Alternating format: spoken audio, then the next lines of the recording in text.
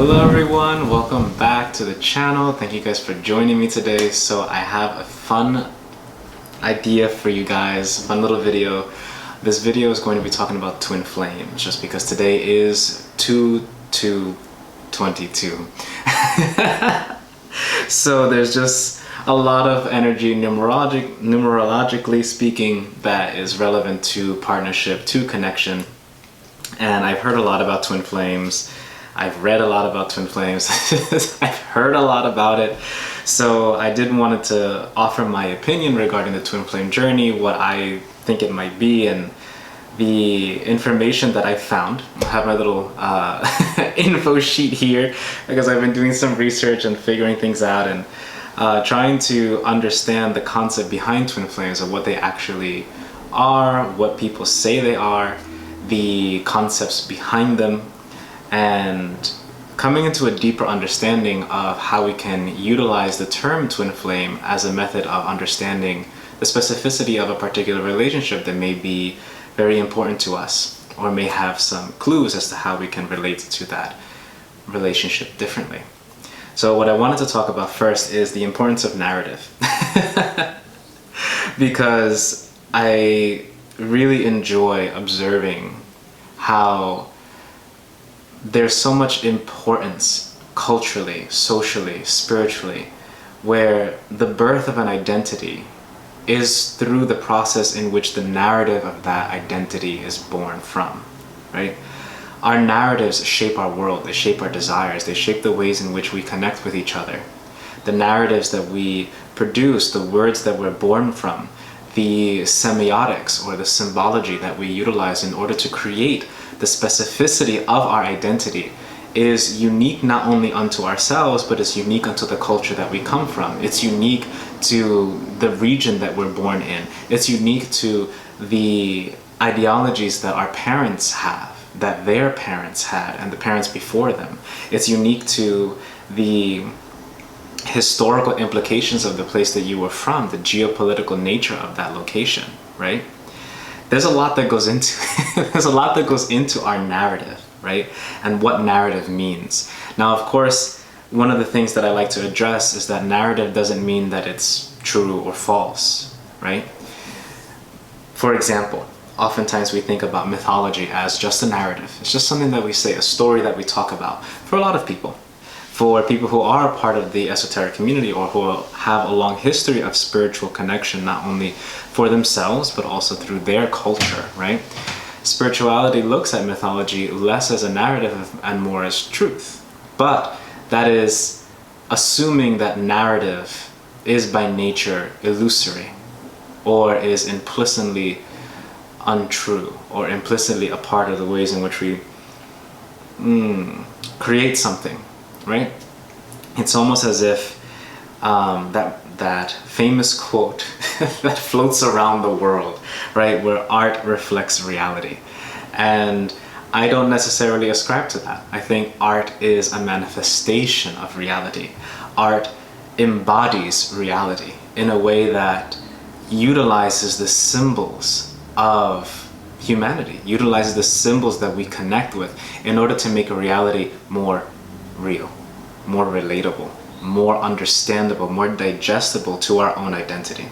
So, narrative. Narrative is pretty cool. Narrative is very important. It's great to understand narrative not as true or false, but as the portal, the entryway by which identity is formed, right? It's the stories that we tell ourselves, the stories that we carry from one generation to the next. And the twin flame narrative is a very intriguing one because it is honestly quite recent, despite the fact that the spiritual communities abroad, especially the New Age communities, are very much involved with twin flame ideology. They're very much entranced by it. There's also a lot of issues that come with it.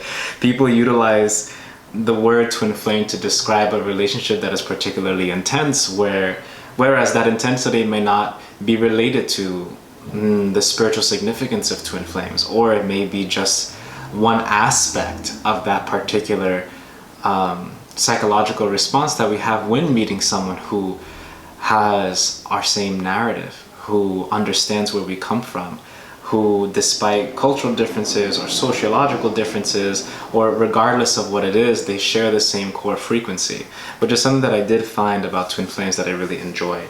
They talked about sharing core frequencies, sharing core beliefs, sharing core ideologies, right? I believe here a little article on Healthline talked about one of the PhDs, Lisa Vallejos, I think, if I pronounced that correctly, talks about twin flames as psychological mirrors, right?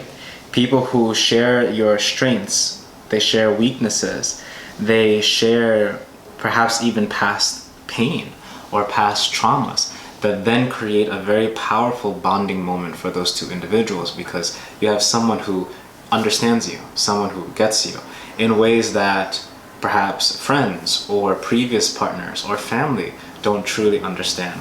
So I really like that concept, because from a psychological level, looking at twin flames as reflections of your own self, as an individual who embodies the similar frequency of your soul, right? I think that's beautiful. I think that's something that is enticing. That's the word that came to my mind, enticing, right? It's enticing, it's desirable to meet someone who understands you as much as it is desirable to meet yourself, right? That's also something really interesting that I'll get into shortly. So, where did the word twin flame come from? Because I think this is really interesting. I think this is something that needs to be addressed, because a lot of the times I hear people speak of twin flames as if it is a indelible fact in the spiritual fabric of the cosmos, whereas words that describe these particular energies have their own culture, they have their own connection to things. These words were born somewhere, and the circumstances of their birth are significant into how that word or phrase is able to be utilized or able to shift and change and morph, right? That's why etymology is so important, at least for me, and understanding where something was born from, what was the socio-political climate, what was happening at that time when this word was born, right? So the twin flame, or the phrase twin flame, was coined depending on who you talk to. There's actually two people that were named. The first person was Barbara Marciniak, and Barbara Marciniak is a known trance medium who I believe currently resides in North Carolina.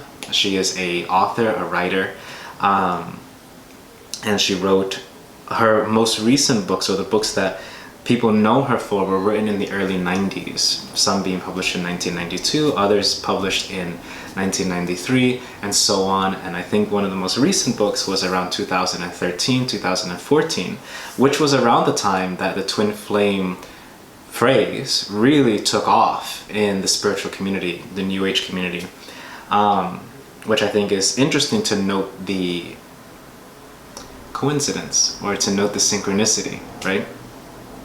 So that's the first person that was there to coin the phrase, or said to coin the phrase. The second person, her name was Elizabeth Clare Prophet. And Elizabeth Clare Prophet, like I said, I have my little cheat sheet here, my little research sheet that I like to share, jot down really interesting points so I could share with you guys in this video. So Elizabeth Clare Prophet was well known in the early 70s, if I'm not mistaken. It is said that she was the one who coined the phrase twin flames in one of her books, which was around the 1970s. She is well known for being the wife of another individual, I forgot his name, but they created the Summit Lighthouse Church of the Church Universal and Triumphant. That is the religious organization that they created together, and they were most known for that organization, and she was one of the people who is credited for creating that term, for coining the phrase twin flame. Now, why I wanted to point out that the twin flame phrase was coined in the 1970s / early 1990s, right? So during that time period, right? There's a lot that was happening between the late 60s, early 70s into the early 90s. There was already a huge movement. There was Woodstock, there was all these different New Age communities popping up, there was a lot of deeper desire for spiritual connection, deeper desire for understanding the specificities of spiritual practice, not in the lens of orthodoxy, which is coming from the larger church bodies and things like that, but looking for spirituality as a method of understanding ourselves as orthopraxy, right? As a practice rather than simply dogma, or rather than simply connecting to specific traditions, especially considering the large globalization that was already happening, the process of globalization, the process of understanding our relationship to the diaspora, which for those of us who are people of color, there's a whole bunch that goes into that, right? And spirituality really allows for diasporic traditions to find means of connection or to find common ground. So the twin flame journey has a lot going on already, right? There's a lot going on already. All right, so that was pretty cool. I actually had to pause the video and start again because I was noticing I was coming close to time in terms of the camera, and I also went into a very ridiculously large coughing fit. So for those of us who do spiritual work, that represents the throat chakra and desiring to speak the truth. So there's a lot that wants to come out today about twin flames. So back to the topic at hand. So the phrase twin flame was coined around this socio-political time where there was a lot already going on for the spiritual community, for a desire to connect to others, a desire for finding means of connection. There's also a whole bunch of other stuff that was going on. For those of you who enjoy history, I'm sure you guys know more about what was happening during that time. So please feel free to comment below if you want to add more of your history or historical knowledge, because I do enjoy reading that. So back to what's going on. The funny thing that I enjoyed was as I was looking at various articles, because mind you, the twin flame concept is found in books or found in talks like this one today, where people on YouTube discuss what twin flame means to them, their opinions regarding twin flames, their ideas around the narrative of the spiritual practice that goes into twin flame relationships, right? There isn't any kind of academic research about it, at least from what I was able to look into. A lot of these research and a lot of these ideologies or a lot of the articles about twin flame and the twin flame journey are in reaction to the fact that the phrase was coined, right? But what I did find interesting was that certain articles tried to tie the twin flame journey and the twin flame phrase back to ancient philosophy or ancient ideologies or texts from long ago. Like for example, one of them said that the soulmate twin flame journey, which mind you, there is a distinction between soulmates and twin flames, which I'll get into later in the video. But one article was finding various different connections where they did admit that though the word twin flame was not used, they said that they were able to find specific instances in ancient texts that relate to the same kind of concept. One of them being the Egyptian Book of the Dead. And the idea behind that was that at one point in the Book of the Dead, there was this talk about souls that were having to meet each other and then utilize that meeting and that connection in order to find greater ascension, to break out of the cycles of reincarnation, right? Reincarnation and rebirth, which, if I remember correctly, I believe that in the Book of the Dead, also known as the Book of Coming Forth by Day, the entirety of the Book of the Dead is more so geared towards the soul's journey and the soul's capacity. Oh my, they're knocking on the door. Or the soul's capacity to traverse the underworld and reach a space of peace well. How to live well, how to traverse the underworld in a way that is beneficial for that soul, and then find a way to connect all parts of that soul through its journey so that it reaches the other side complete. So I can see how people can take that journey and understand it as a twin flame idea. Same thing with Vedic texts. They were making connections between Shiva and Parvati. They were also making some other connections here and there, but I mean, there was already a concept of the balance of energies, of masculinity and femininity, not as gender roles, but as energetic principles, as manifestations of matter, right? How it relates to itself through, as I like to call it, the electric principle of what is considered masculine, and the magnetic principle was considered feminine. But most deities, from what I know, from what I have understood in the Hindu tradition, have the ability to move between masculine and feminine ideologies or representations. Some even become like change from man to woman. There's a lot of interesting things that happen in the mythology of the Hindu mythology and in Vedic texts. Of course, I'm not the one to talk to about that. I'm not well versed in it. I just read certain aspects of it and have researched it on my own. But of course, I'm sure you'll be able to find individuals who will be able to talk to you more to that effect. They also made connections specifically to this symposium by Plato. Because in the symposium, there's this very interesting story about how the original humans were with a lot of limbs. They had a lot of limbs. There was like eight limbs. There were 2 heads. There was all kinds of feet. They had both genitalia. It was a whole. They looked like a ball of massive flesh and things. It's very interesting. But the idea, according to the story that Plato offered, is that the gods noticed that these individuals were too powerful and they would be able to overcome the gods. So Zeus, in his almighty discretion and knowledge, was like, you know what, why not cut them in half? So they cut them in half and made them into 2 separate beings, right? And in the process of doing that, they noticed that these beings now were in such distress, these humans were in such distress that they were separated, that they started to die off. So the gods were like, oh, this is not good because they're dying. So how do we fix it? Because we can't have them stay together, because if they do, they're too powerful. And if we separate them, they'll die. So the idea or the solution was for Apollo to weave them together through their umbilical cords. So that their belly buttons were a symbolic representation of their initial connection between each other. I think it's interesting.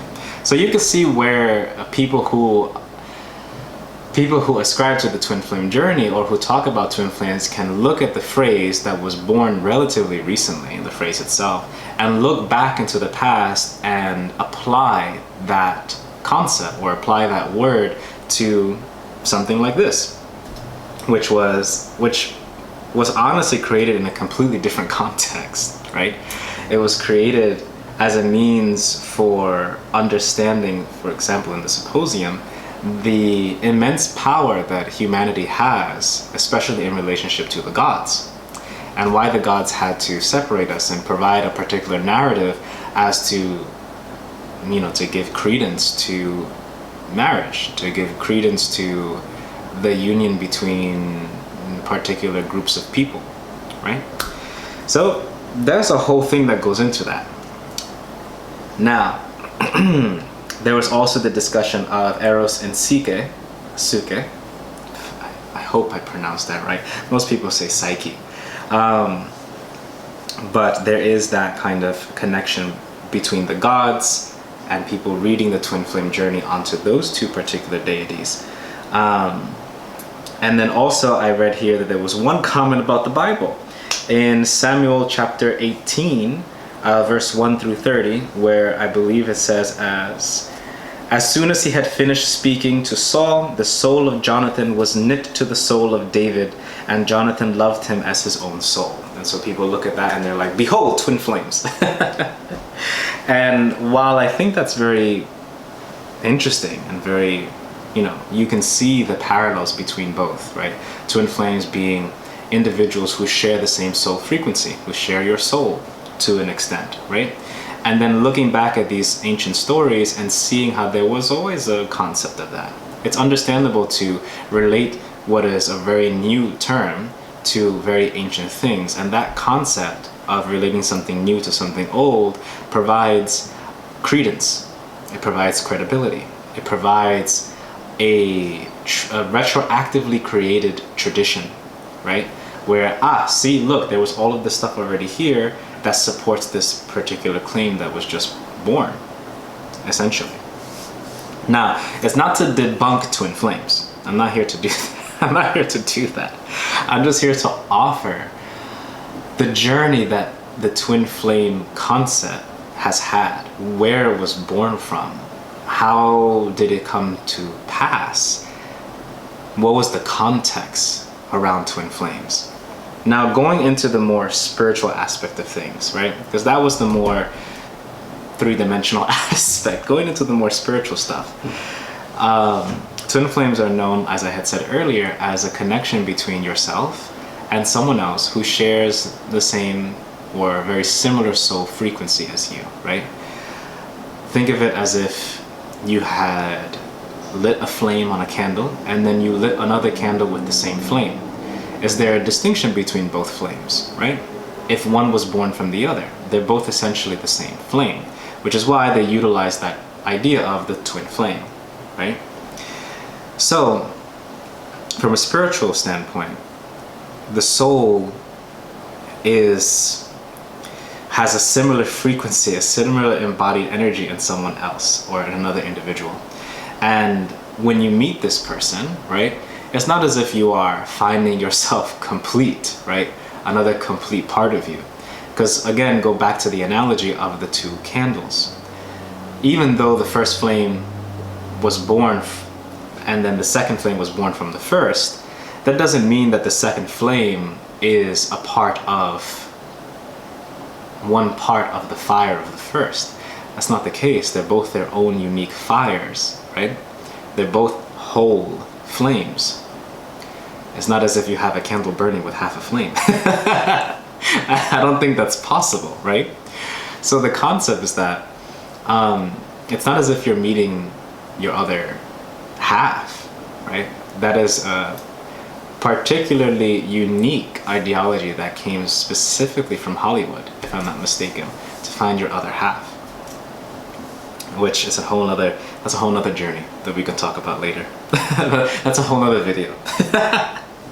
But for now, that is the concept behind twin flames. And I was watching a YouTube video by The Alchemist on YouTube. I was about to say Instagram. On all the social media on YouTube. And she was very enlightening in terms of like giving a concept behind it, because as she discussed, there's the oversoul, there's the energy that your soul comes from, right?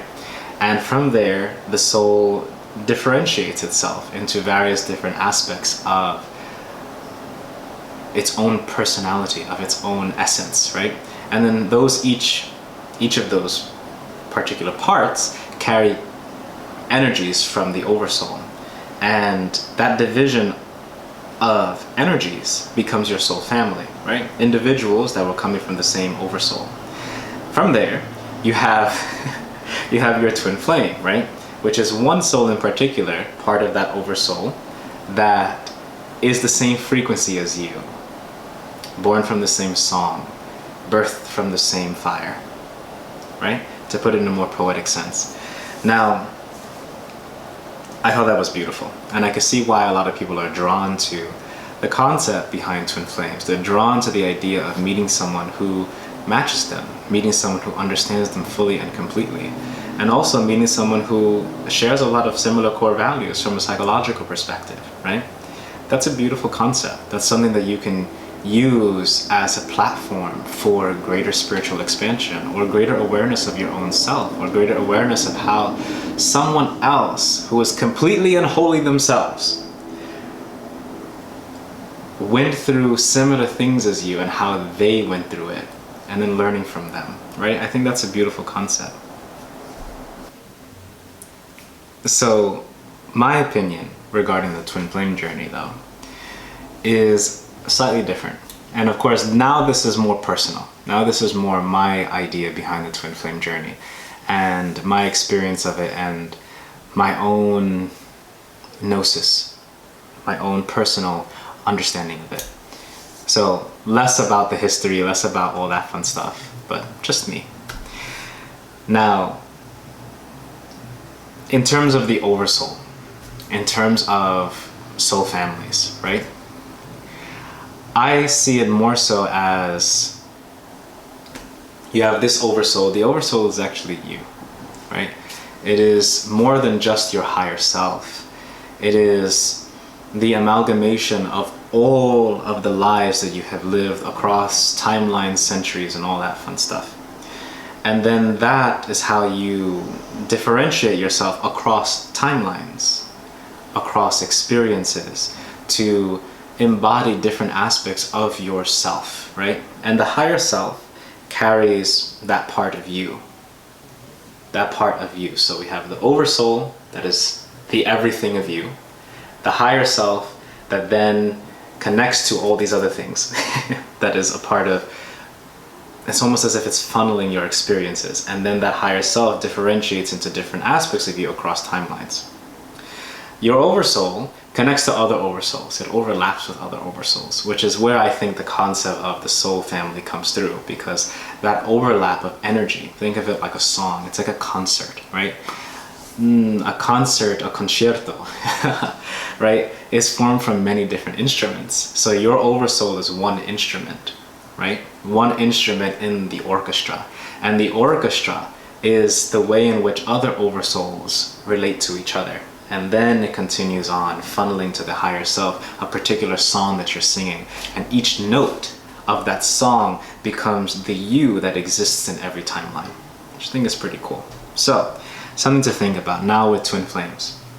Twin flames, in my opinion, are very similar to that. They do come from the same fire as you, the same soul as you, the same frequency, the same sound. It's as if I played the note of A, right? An A chord, right? I played A. But the A at the bottom of the octave, first octave A, right? That first octave carries through the overtones all of the other A's in the other octaves, which I think is absolutely fantastic. For those of you who do music theory, check out overtones. It is beautiful. It made me cry when I first read about it. So, with the twin flame journey, it is almost as if this person or whoever this individual is in your life, right, their soul is playing the same note as you. So your overtones match, you overlap each other, right? That's why I like the concept of the two candles, right? They were born from the same fire. And there's no distinction between the fires themselves, but the fires are uniquely their own, right? They burn in their own unique way. One burns faster, one burns slower, one burns hotter, one burns brighter, right? But they're born from the same flame. So, that twin flame energy can also be found across people. It doesn't have to be just one person that is your twin flame. You could have many people who carry the same note as you, who carry the same resonant core frequency as you, right? I don't like to personally believe that there's only one twin flame for you and that's it, right? That quite doesn't make sense to me, because that limits the expression of the soul, that limits the expression of the sound, right? And what I like to envision is that these twin flames manifest themselves across soulmate relationships, across karmic relationships. That's, all of these spiritual relationships can overlap each other in very beautiful and very strange ways, because what we're dealing with is less about one particular linear timeline in which one person was always karmic and always will be, and one person is always your soulmate and always will be. No. Time is so fluid. It moves like water. It is cyclical, and that you can find in a lot of indigenous traditions across the world, they don't talk about time as linear, right? So a soul that was once a karmic partner may have shifted their karmic relationship to you and now have just released that and transitioned only into a soulmate, into someone who is a deep friend, or someone who is close to you, or someone who was a soulmate, who was very closely tied with you in a past life or in long ago, right? That individual could have done something, or you could have done something in that past that created a shift in your dynamic. The song changed. The way that you burned your fire is now different. And suddenly, they are no longer just a soulmate, but now they're a karmic relationship. Now there is a wound that has to be addressed. There's something that needs to be shifted and changed. Similar to twin flames. Now, twin flames I feel are more unique because it is very rare, I would say, to find someone who has the same exact frequency as you. That is true. But I do not believe that a twin flame is unique to only one person. And also, here's the kicker. The thing that I found out recently that shook me to my core is that someone who is your twin flame isn't necessarily always going to be your twin flame. Spoiler alert. Also, like blow up the spiritual community. Let this video go viral. But it's true, at least this is my opinion. And especially in relationship to what I have experienced. Because I had a very unique experience with someone in my life, and I connected deeply with them in the way that twin flames are spoken about. And I did acknowledge, and I resonated with the concept. I said, this narrative seems to fit what the psychological and physiological responses that I'm having with this person. So I'm going to use this narrative in the ways that I can. So I did. And I came to understand at some point that there was a lot going on there. There was a lot of chasing and running. There was a lot of avoidance. There was a lot of pain. There was a lot of coming up against the things that I didn't want to come up against, the parts of me that I didn't want to accept. But I saw it in him. I saw it in our relationship. And it taught me a lot. I learned a lot. I developed a lot. I came to a deeper understanding of my own self. Now, I harbored a desire to be with him, right? I always hoped. And recently, I had a dream that was not quite a dream. It's very intense. But to keep it short, because I know this video has gotten a little bit longer than I had intended.